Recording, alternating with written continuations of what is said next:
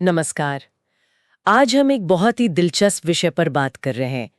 ये 21 जून 2025 के मधुबन प्रवचन पर आधारित है, जिसका शीर्षक है घर वापसी की स्मृति और खुशी। जी, हमारे पास इसका लिखित रूप है और हम कोशिश करेंगे कि इसकी जो मुख्य विचार हैं उन्हें समझें। हाँ, बिल्कुल। इसमें जो मूल बात है वो आत्मा की यात्रा, मतलब 84 जन्मों का चक्र, हाँ, और फिर अपने असली घर शांति धाम वापसी की है। और संगम युग में पवित्र कैसे बने, ज्ञान मार्ग से। सही कहा। यही समझना हमारा लक्ष्य है आज। और जो एक बात मुझे बहुत महत्वपूर्ण लगी वो ये कि आत्मा का चक्र अब जैसे पूरा हो रहा है और घर वापसी का समय है, मतलब अपने असली घर शांति धाम लौटने का।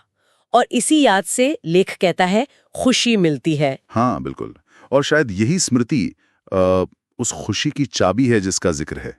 जो इसे याद रखते हैं वो इस पुरानी दुनिया में, जिसे दुख धाम कहा गया है, दुख का स्थान, हाँ, उसमें रहते हुए भी जैसे अलग रहते हैं, अनासक्त, खुद को एक मेहमान की तरह समझते हैं। मेहमान, अच्छा, क्योंकि असली घर तो शांति धाम है। हाँ, परम शांति का धाम। तो फिर सवाल ये उठता है कि अगर शांति धाम हमारा असली घर है तो वहां वापस जाने का रास्ता क्या है? यहीं पर शायद वो ज्ञान मार्ग और भक्ति मार्ग का फर्क आता है। बिल्कुल सही।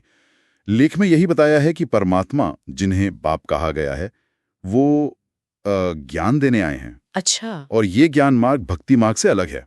भक्ति में तो कर्मकांड हैं, रस्में हैं, जबकि ज्ञान मार्ग परमात्मा की याद, जिसे याद कहा गया है, और पवित्रता, इन पर जोर देता है।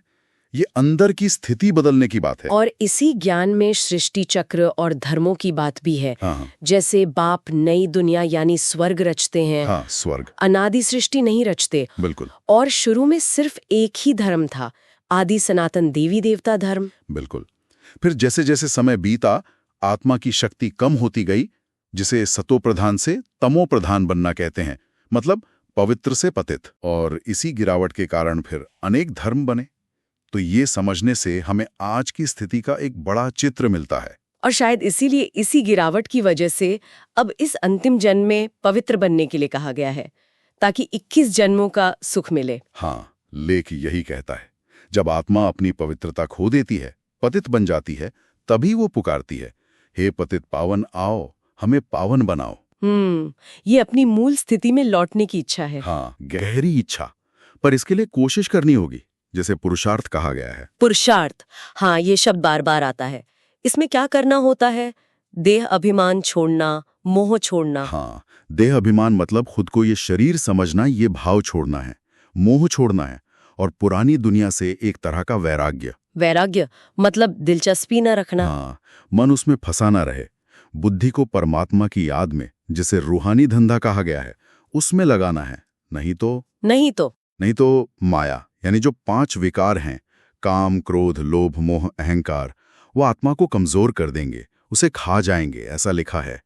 ये एक तरह की अंदर की लड़ाई है। इसमें आत्मा की अमरता का भी जिक्र है। अकाल मूर्त कहा गया है आत्मा को, और उसका स्थान भ्रुकुटी के बीच अकाल तख्त। ये बड़ा दिलचस्प है। हाँ, ये यही दिखाता है कि आत्मा तो हमेशा रहने वाली है, शाश्वत है। शरीर भले खत्म हो जाए, आत्मा और उसका वो सिंहासन अकाल तख्त, वो रहता है। शरीर विनाशी, आत्मा अविनाशी। बिल्कुल। तो इस सारे ज्ञान और पुरुषार्थ का लक्ष्य क्या है? क्या वो कर्मातीत अवस्था है? हाँ, कर्मातीत अवस्था मतलब ऐसी स्थिति जब आत्मा कर्मों के बंधन से, उनके अच्छे बुरे फल के हिसाब किताब से मुक्त हो जाती है। कोई नया खाता नहीं बनता। अच्छा। और लेख में ये भी है कि ये ज्ञान स्वयं परमात्मा शिव बाबा दे रहे हैं, और ब्रह्मा भी एक स्टूडेंट की तरह इसे धारण कर रहे हैं। फिर भविष्य की बात भी है, पुरानी दुनिया का विनाश और नई दुनिया स्वर्ग की स्थापना। इसमें प्राकृतिक आपदाओं का भी रोल बताया गया है। हाँ, नेचुरल कैलेमिटीज, वो भी इस परिवर्तन में निमित्त बनेंगी, ऐसा कहा गया है। और फिर आएगा सतयुग, स्वर्ग, सोने के महल, पवित्रता, सुख, शांति। हाँ, वही चक्र का अंत और एक नई बहुत अच्छी शुरुआत। तो घूम फिर कर बात वहीं आ जाती है, इस पूरी प्रक्रिया में खुशी कैसे मिले, उसका आधार क्या है? देखिए, लेख के अनुसार खुशी का जो मुख्य आधार है वो है बाप, यानी परमात्मा, और वर्षा, यानी भविष्य में मिलने वाला वो सतयुगी राज्य का अधिकार, इनहेरिटेंस। हाँ, उसको याद करना। इसी याद से वो नशा, वो खुशी चढ़ती है। और फिर दूसरों की रूहानी सेवा करने की प्रेरणा भी मिलती है, बाप के मददगार बनने की। तो अगर हम संक्षेप में कहें तो ये लेख आत्मा को उसका असली परिचय याद दिलाता है, उसका घर, उसकी यात्रा, परमात्मा, और फिर पवित्र बनने और पुरुषार्थ करके अपना वो स्वर्णिम भविष्य, वो वर्षा पाने के लिए प्रेरित करता है। बिल्कुल सही। पुरानी दुनिया से वैराग्य रखो, माया पर जीत पाओ और सतयुग का वर्षा पाओ, यही इसका सार है। आखिर में एक विचार मन में आता है। लेख में एक जगह कहा गया है कि बाप को पहचानने से 1 सेकंड में जीवन मुक्ति मिलती है। ये बहुत गहरी बात है और सोचने वाली भी। हाँ, कि क्या वाकई सिर्फ ये जानना, ये स्मृति, ये चक्र को समझना ही जीवन को बदल सकता है, जैसा दावा किया गया है? इसका रोजमर्रा के जीवन पर, हमारे कर्मों पर, हमारे चुनावों पर क्या असर हो सकता है? ये वाकई में विचार करने योग्य प्रश्न है।